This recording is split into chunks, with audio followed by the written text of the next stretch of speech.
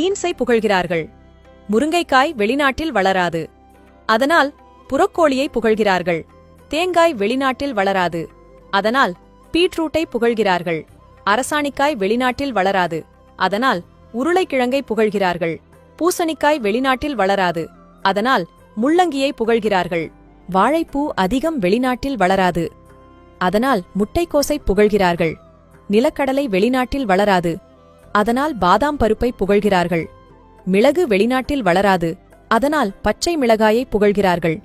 கடுகு அதிகம் வெளிநாட்டில் வளராது. ஆலிவ் ஆயிலை புகழ்கிறார்கள். வெளிநாட்டு மோகம் நம் நாட்டை அழித்துக்கொண்டே வருகிறது. தடுப்பார் யார்? பாரத பூமி, புண்ணிய பூமி. பாரதத்தில் வாழாதவர்கள் அதிர்ஷ்டமில்லாதவர்கள்.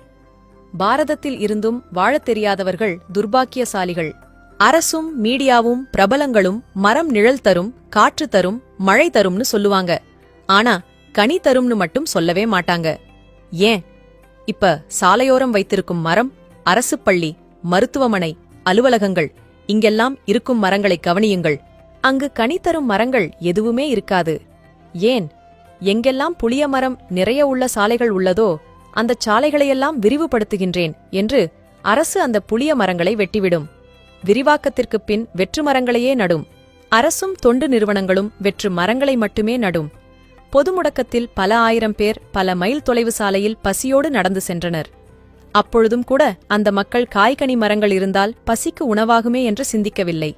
எனக்குத் தெரிந்து ஏன் கனி தராத மரங்களை மட்டுமே நடுகின்றனர் என எவரும் சிந்திக்கவில்லை.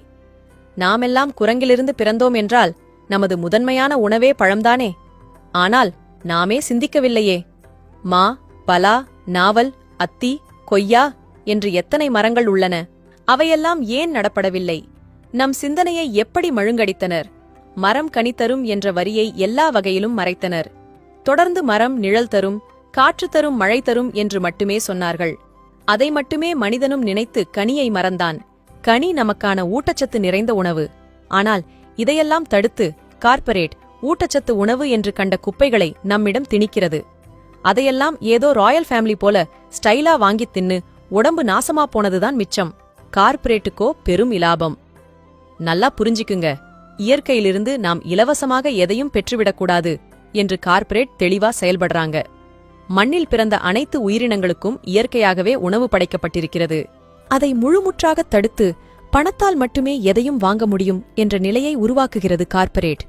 நீங்கள் கற்பனை பண்ணி பாருங்கள், கருவை மரங்கள் உள்ள இடங்களிலும் மற்றும் அனைத்து இடங்களிலும் மா, பலா, வாழை, நாவல் போன்ற மரங்கள் இருந்தால் இந்த இடமே அருமையாக காட்சியளிக்கும்.